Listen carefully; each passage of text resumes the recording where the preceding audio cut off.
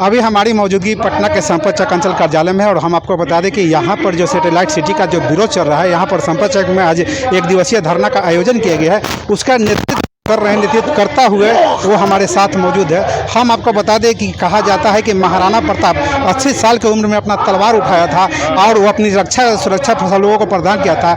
आज इनका भी उम्र उनसे कम नहीं है और एक किसानों का नेतृत्व कर रहे हैं। एक कहाँ तक नेतृत्व जाएगा, हम इनसे जानने का प्रयास करते हैं। सबसे पहले सर आपका स्वागत है इसमें। चलिए, धन्यवाद कि आप हमारे जैसे लोगों का, किसानों की अगुवाई करने वाले लोगों का स्वागत कर रहे हैं, इसलिए आप सभी धन्यवाद के पात्र हैं।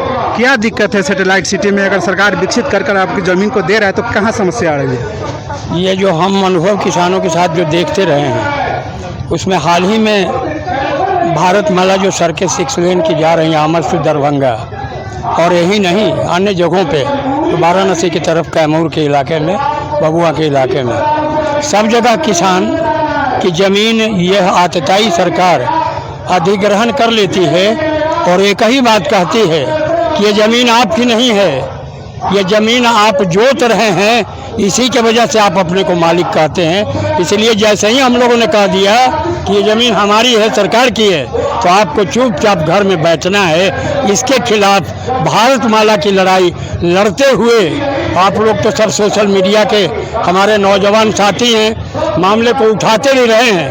आप देखे होंगे कि देव कुमार जी की इस मामले में भी गिरफ्तारी होती रही है, सिर्फ इस बात के लिए कि 4 गुना कहते हो। तो आज के जो पार्लियामेंट में कानून 1956 में बना था, भूमि अधिग्रहण कानून के संदर्भ में NHI एक्ट के द्वारा कि साहब पार्लियामेंट ने निर्णय लिया कि ज़मीन जब आपकी अधिग्रहित होगी तो उस समय के मार्केट रेट के हिसाब से आपको दिया जाएगा। लेकिन कहीं देख लीजिए, एक भी पूछ लीजिए इन बेईमानों से, कहीं ज़मीन नहीं दी जाती है और मामला कानूनों की कचहरियों में एकदम पेंदा की तरह लटका हुआ है और कोई सुनने वाला नहीं है। उसका तो कोई खर्चा नहीं है क्योंकि भारत सरकार उसके तरफ से है और हम लोगों का तो घर से पैसा लगता है। यही लड़ाई हम लोगों के साथ है। यहाँ पर देखा गया कि ये सवाल जब सैटेलाइट टाउनशिप का होता है, पुनपुन से उड़ता है, चिंगारी उड़ता है, पुनपुन से आज होते हुए संपर्क तक पहुँचता है, फिर बताया जा रहा है कि फतवा में प्रोग्राम है, फिर बताया जा रहा है कि दंगा में प्रोग्राम। एक किसान कहाँ तक पहुँचने वाले हैं?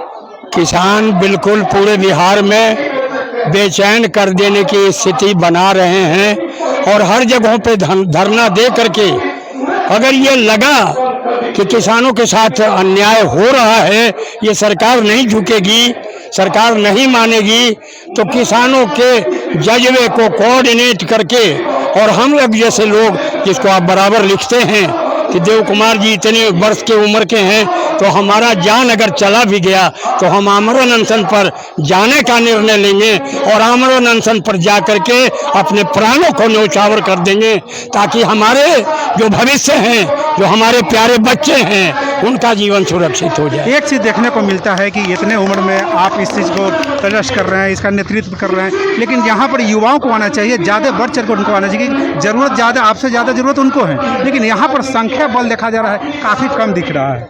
वो रहेगा, युवा है नहीं उसको रहेगा। इसलिए कि हम लोग भी जिस समय देश के हिफाजत के लिए खड़े हुए थे तो हम लोग भी बहुत छोटे छोटे थे, BA पार्ट 1 में थे। अब 1954 में पैदा लिए और 1973-74 में कार्यक्रम शुरू हो गया, बरसों जेल में बंद हो गए।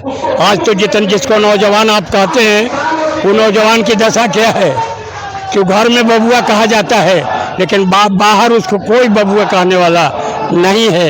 इसलिए उसकी स्थिति खराब कर दिया है लोभ लालच देके। यही परेशानी है, कोई इकट्ठे नहीं हो रहे हैं। लेकिन अगर कार्यक्रम लगातार चलता रहा तो मैं समझता हूं कि उनको समझ में आ जाएगी और फिर बिहार सरकार, भारत सरकार पर वो अपना अटैक करता हुआ अपनी समस्याओं के निदान की भूमिका सुनिश्चित करेगा। कब तक ये आंदोलन चलेगा? आंदोलन तो लगातार, मीटिंग है 17 को फतुआ में, फतुआ के बाद पटना सदर में, अन्य प्रखंडों में करता हुआ फिर पुनपुन के लोग आज यहाँ भी आए हैं। उन पुनपुन के लोगों को धनरुआ और मसौरी के लोगों को जोड़ता हुआ हम उस कार्यक्रम पे जाएंगे जहाँ प्राण भी अगर न्यौछावर करना पड़े। तो मैं समझता हूँ कि अब अंतिम समय में अगर प्राण भी चला जाए तो हम अपने हिफाजत करने वाले, हम अपनी रक्षा करने वाले, हमारे जो बच्चे हमारे सामने पैदा लिए हैं उनकी हिफाजत करने में हमारा प्राण जाए तो हमारे लिए कम है। यही मुक्ति का मार्ग है, यही जय श्री राम कहने वाले के लिए समझने की ज़रूरत है। बहुत बहुत धन्यवाद। तो ये हमारे किसान मोर्चा के जो अध्यक्ष हुए, इनका जो नेतृत्व है वो चल रहा है। और उसके बाद हम आपको बता दें कि ये शुरुआत हुई थी पुनपुन से, पुनपुन होते हुए संपत चकाई, उसके बाद फतुहा में भी एक दिवसीय धरना का आयोजन है, दनियामा में आयोजन है। इसके बाद इनका कहना है कि मर जाएंगे लेकिन ज़मीन नहीं दे पाएंगे सरकार को। आप देख रहे थे न्यूज़ 18 विपिन के साथ।